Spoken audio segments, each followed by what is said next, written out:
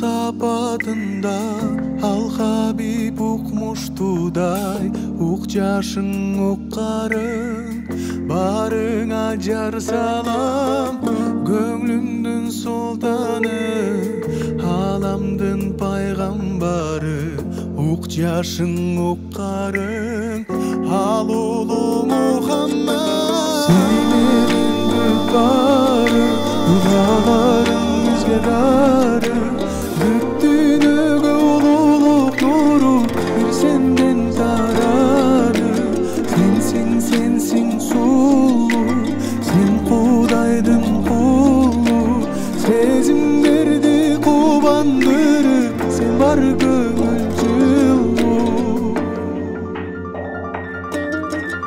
Аллахумма салли ва саллим ва барик алейхи Аллахумма салли ва саллим ва барик алейхи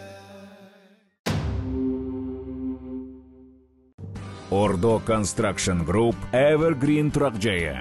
Биздин турак жай шаарыбыздын экологиялык жактан таза бөлүгүндө жайгашып, жанында эс алуу паркы, мектеп, бала бакчалар орун алган. Тосмо менен курчалган кенен коро, автоунаа токтоочу жайлар, балдар аянтчасы, барбекю зонасы, 24 саат бою видео байкоо, фитнес залы. Бизде сиздер үчүн уникалдуу сунуш бар. Evergreen турак жайы. Жашоо үчүн даяр батирлер.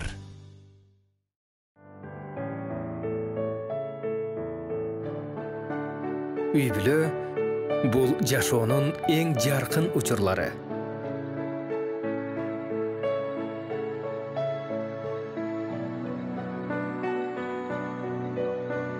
Үй-бүлө бул чексиз кубаныч.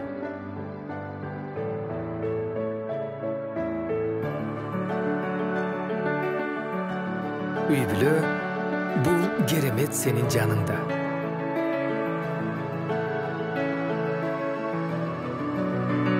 Үй-бүлө бул дайыма сүйүү.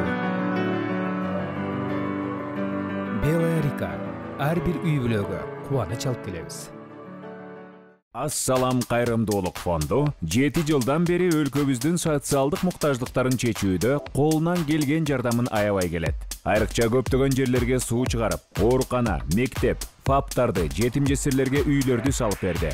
Саламаттык сактоо министрлигине гемодиализ аппараттары баштаган бир нече медициналык жабдыктарды алып беришти. Андан сырткары бир нече мечит, медресе, көпүрөлөрдү салып берүү менен аярылуу катмарга гуманитардык жардамдарын, жөлөк пулун берип келишет. Ассалам кайрымдуулук фонду. Кайрымдуулук кайталангыс касиет.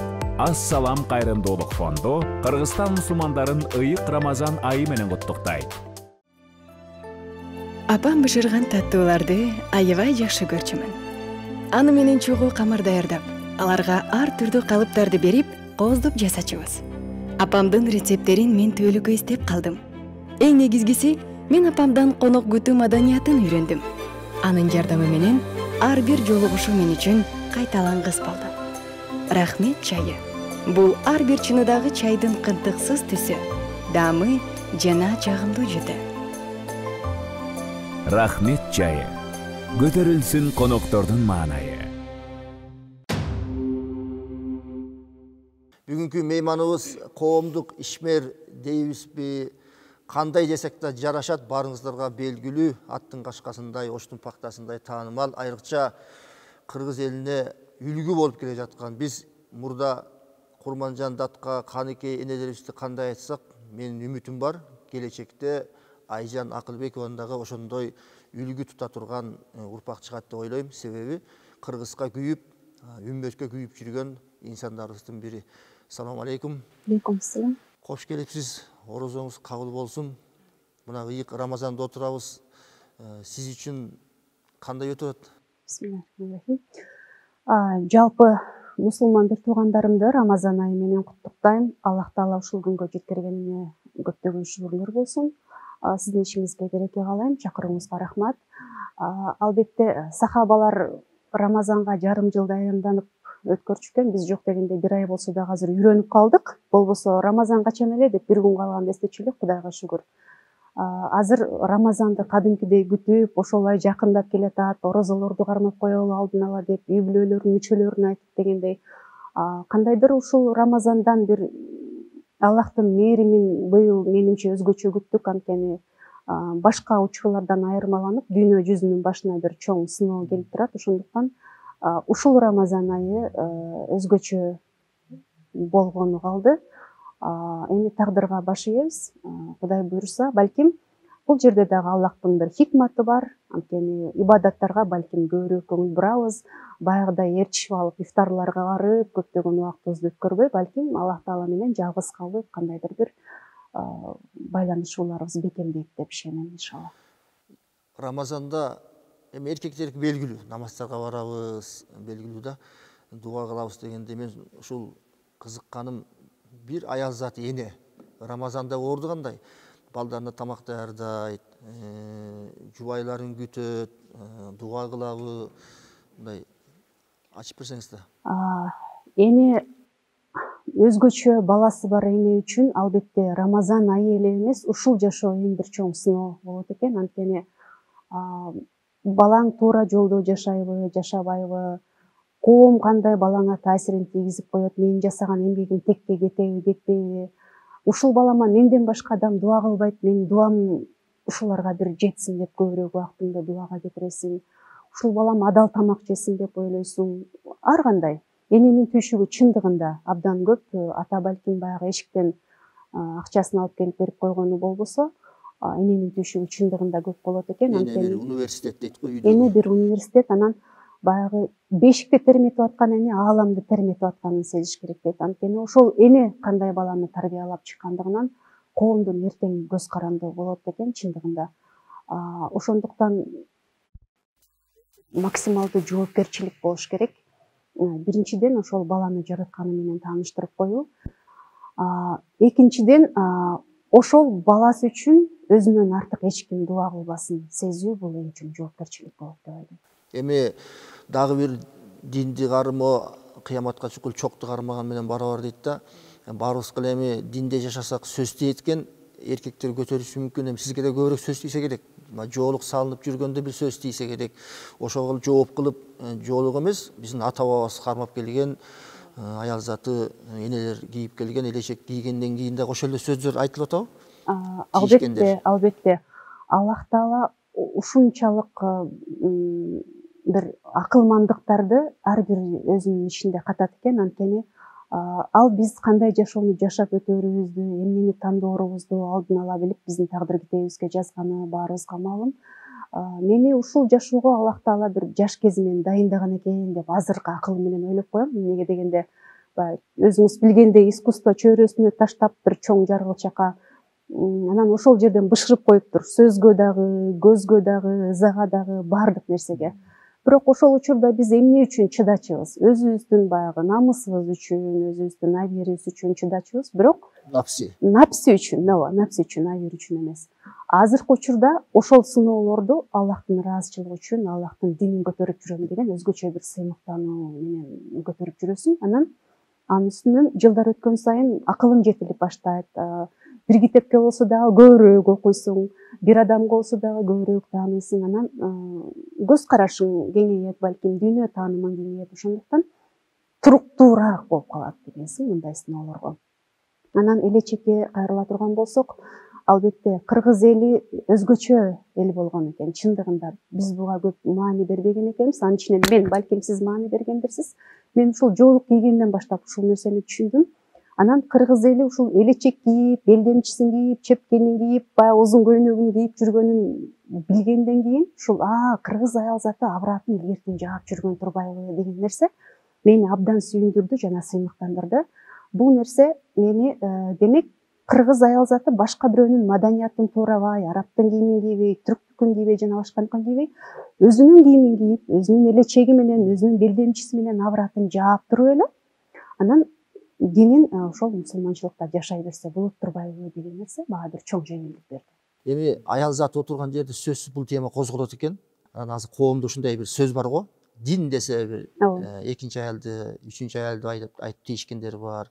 Анан аял заты коомдо көбүрөөк, бой жүргөн турмушка чыга элек кыздарда жаш өтүп аткандарды ким алат дегенде суроо бар да. Негизи эле ушул темада кандай мындай көз карашта элге айта аласыз? Чындыгында ушул нерсе көп маселе жаратып кетти. Мен биринчи жанагы үй жыйнабай коеюн, эмизбей коеюн дегенге бир аз токтолуп кетейин, уруксатыңыз болсо. Негизи биз ушул кыргыз мамлекетинде жашаган жарандар ханафи мазхабын карманып жүрбөйбүзбү? Ошол ханафи мазхабы боюнча ооба, чындыгында тамагын жасабай койсоң дагы болот, баласын эмизбей алуу үчүн акы сурасаң дагы болот. Атайын ыргытып атам да сизге. Ооба, ошентсең болот. Бирок биздин шариятта, динде кандай десеңиз, салт санааны эске алуу сөзсүз керек. Анткени кыргыздарда улууну сыйлоо, ыза аттап чай сунуу деген, ысык чайын берүү деген бул нерсе эч жака бизден кетпеш керек. Бул эң бир сонун салттардын бири. Болбосо элестетсеңиз, келини кайненесине чай куюп бербей коюштук. Өзүңүз куюп ичиңиз деген бизге абдан жат көрүнүш да. Жанагы мен чай куйбайм дегендер. Ооба, бул нерсеге биз жол бербешибиз керек. Анткени биз ошентип кыргыздын сонун каада салттарын четке кагып, ошолорду жок кылып алып атпайбызбы? Ошондуктан бул дин менен жөн эле кыргызды кагылыштыра турган гана маселе да. Чындыгында мындай маселе жок. Сен чуркап барып жакшынакай эле апаңа чай куюп бересиң, апаң сени жакшы көрүп батасын берип коет. Кыргызда эң бир сонун нерсе бар. Сен сыйласаң, улуу адамдын батасын аласың. Ошол бата берчү кишилер азайып бара жатат. Бата берчү кишилер аз. Бата берчү кишилер кимдер? Кайненең менен эле энең, башка эч бир адам сени ушуга бата берип коеюн деп отурбайт.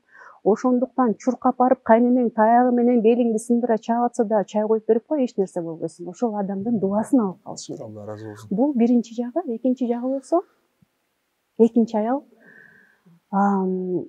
Экинчи аял дегенде эмнегедир динге келген эркектер ошол жагын эле көрүп келип алгандай болот да. Сиз мени кечирип коюңуз. Бирок экинчи аялга чейин көп маселелер бар да. Ошо мен да ошону айткым келип атат да.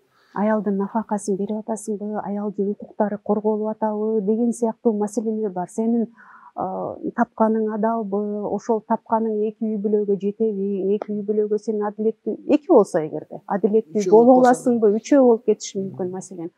Ошондуктан бул төрт аялдуулук деген маселе эми ошол ислам дини келгенге чейинки коомдордо аялдардын сансыз дагы алып кетишкен да, аялдардын эсебин бетинен кимиси ким экенин билбей калган. Ошондуктан Аллах субханала тааля ушул аятты түшүргөндө 4 менен чектелгиле деп келген дейт да. 4 алгыла деп мүмкүнчүлүк берип, уруксат бербей 4 менен чектелгиле деген. Бирок ошондо дагы эгер алардын ортосунда адилеттүү боло алсаңар, адилеттүү боло албасаңар бирөө менен калгыла деп. Бул мындай рекомендация катары айтылат да. Жок, бирөө менен эле калгыла деген жагына басым жасап, көптөгөн Курандын тафсирчилери ушундай келтирет экен. Ошондуктан ислам дини дегенде сөзсүз түрдө мен эки аял алат экенмин деп келбеш керек. Биринчиден мен ушул жашоомдогу көйгөйлөрүмдү жана акыреттеги көйгөйлөрүм чечилиш керек. Мен өзүмө адилеттүү мамиле жашашым керек жана жанымдагыларга адилеттүү мамиле жасоом зарыл деген нерсени билиш керек. Мен сиздин тилиңиз менен айтып алдым да. Урматтуу эркектер, акыйкатты кыла албасаңар, Айжан Акылбекова айтты, бирөө менен калгыла. Анан дайым эле маек кура бербейбиз да. Менен болобу же башка жерден болобу, ушу келаткан урпакка мындай китеп жазып, ушу ой пикирди туура бир жолду көрсөтүп таштап кетсем деген оюңуз барбы? Ушундай элге пайдалуу. Ушул нерсе көп адамдардан келип калат, бирок мен сиздин алдыңызда сүйлөгөндөн дагы сүрдөнүп отурам да. Сиз эми чоң акынсыз, сөз баккан адам катары. Жөнөкөй элебиз. Менин сөздөрүм дагы эми акыркы жылдары баарыбыз эле орусча китеп окуп, тил дагы байкуш куурады чындыгында. Анан сынган кылычты анда-санда ачып окуп коем. Тил дагы бир чоң маселе болуп атпайбы чындыгында. Анан бөдөнөнү сойсо да касапчы сойсун деп коет го кыргыздарда. Пикирлеримди жазам албетте, чогултуп топтоп жүрөм, бирок китеп жазууга менин талантым, шыгым жок деп ойлойм. Азыр биздин коомдо ар кандай ой пикирлер бар. Исламда деле жалпы коом деп айталы, эркектердин укугу бар. Укук деген сөз аябай мода болбоду. Аялдардын укугу бар дегендей, аялдарда кордоп атат деп кыйкырып атышат. Эркектер чыгып калып атат, эркектер кордолуп атат деп чыгып калып атат. Негизи коомдо аялдардын орду жөнүндө кеп кылсаңыз, мисалы үчүн базарда иштеген аялдар, бала баккан аялдар, кир жууган аялдар, күйөөсүн отургузуп коюп өздөрү чет жерге иштеп кеткен аялдар, байкуш аялдар дегендей. чындыгында эркек менен аял өзүнүн укугун жана милдетин кайсыл булактан алыш керек. Ал кайсы жерден көрүп атат анын укугу бузулганын же милдетин аткарбай атканын деген суроого негизи баштапкы бир өзөгүнө кайрылуубуз керек бул жерден. Анткени дүйнө жүзүндө канча адам барбыз азыр? Ошончо адам болсо ошончо пикир болот жана ар ким өзүнүн милдетин, ар ким өзүнүн укугун ар кандай сөздү сүйлөй берет. Ошондуктан бизде бир булак бар, бизде бир мындай талашкыс Аллах Тааланын сөзү бар. Ошол нерсеге кайрылуубуз керек, ошол нерсеге мындай көңүл буруп, билимди ошол жерден алуубуз керек деп билем. Анткени Аллах Таала аль-адл, ал адилеттүү зат. Ошондуктан эркектин дагы ордун койгон, аялдын дагы ордун койгон.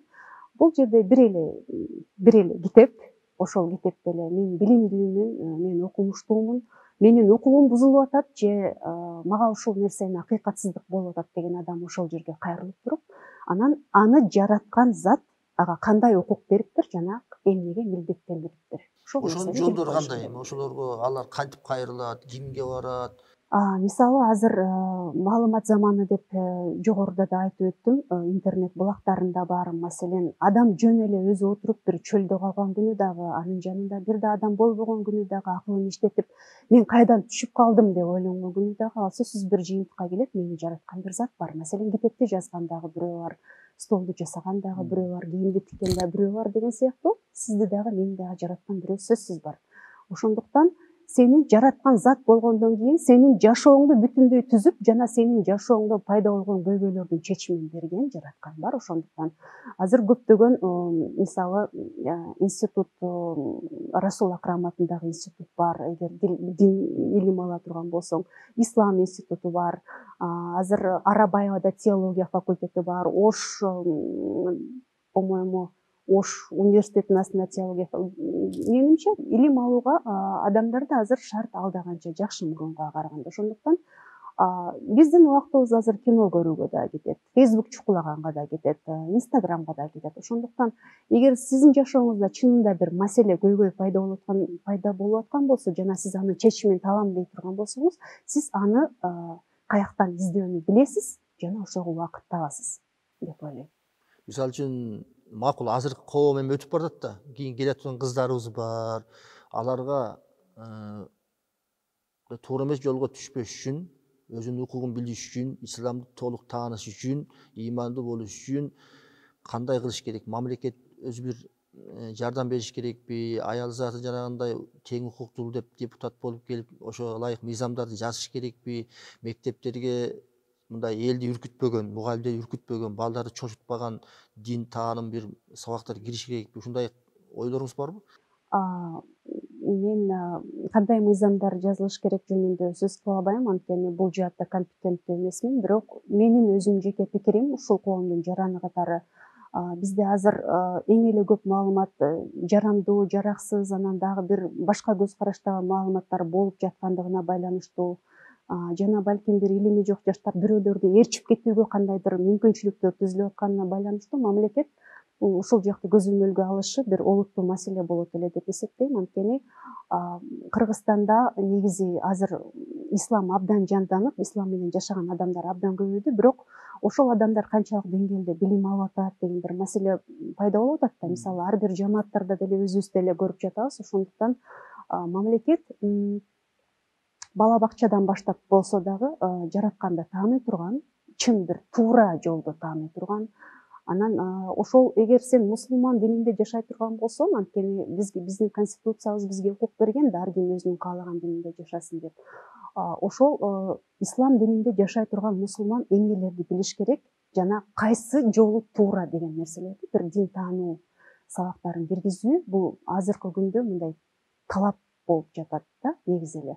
Анткени биз жаштарды кереги жок маалыматтан жана азгырып башка бир булактарга киргизип кете турган нерселерден сактоо маселеси менимче ушул маселе мындай кабыргасынан турат деп айтсак болот. Азыр Кудайга шүгүр, сизди туурап элечек кийген, жоолук салынган карындаштарыбыз, эжелерибиз көбөйүп баратат, шүгүр дейли.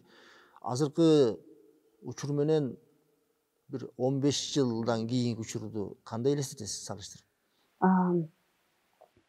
мен тамашалап калам.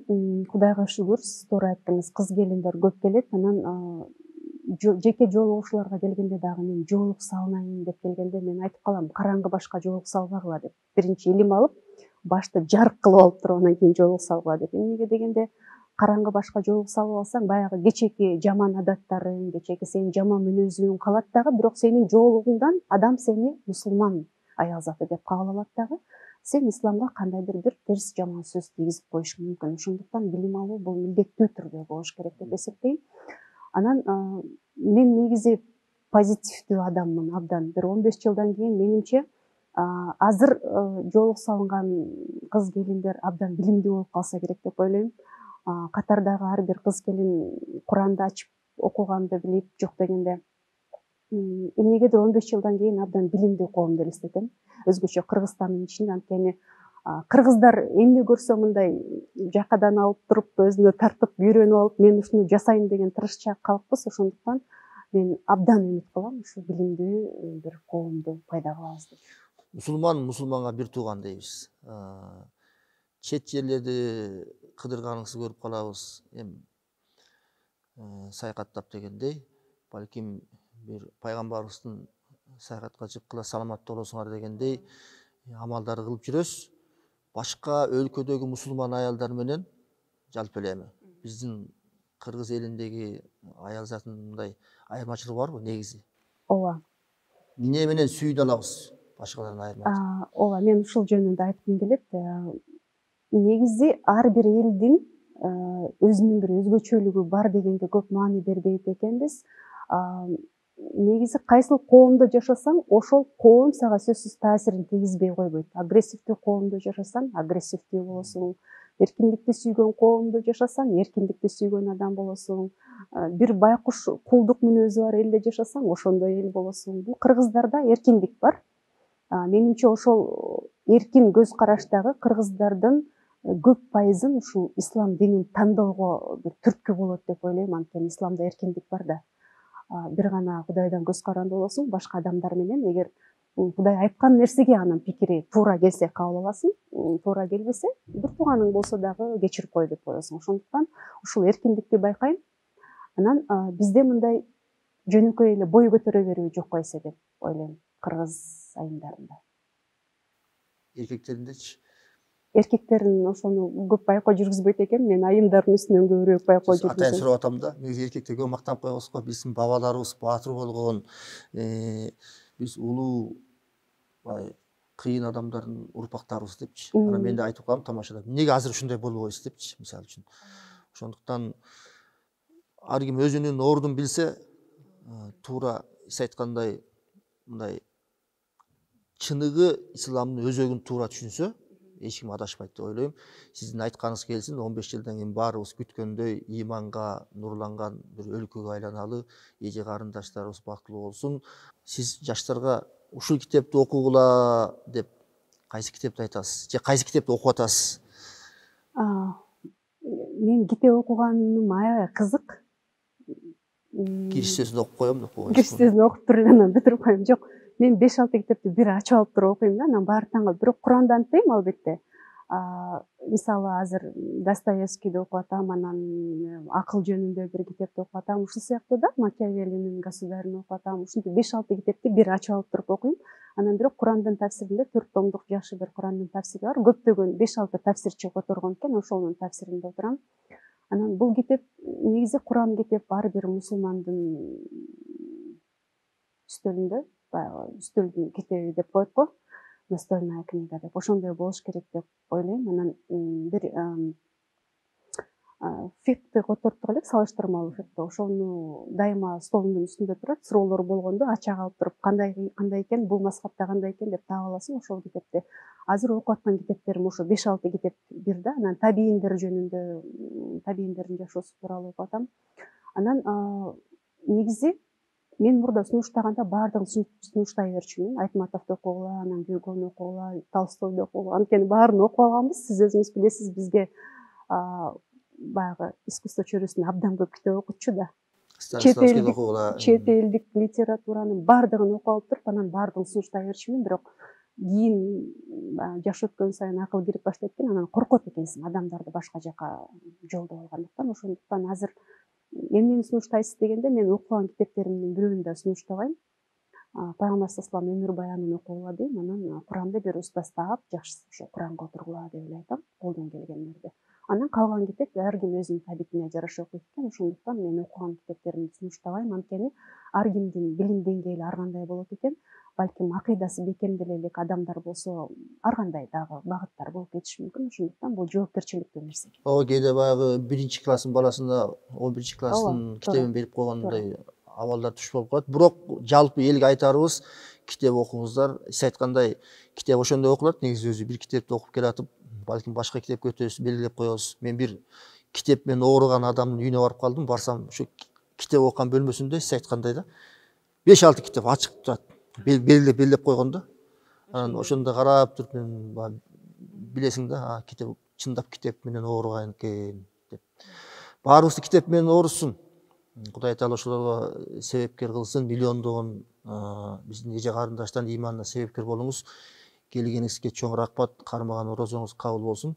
Анан дайыма бизде салт бар, эркин микрофон деген. Элге бир ушуну бир айтып калсам деген ойлоруңуз болсо айтсаңыз болот. Чоң рахмат.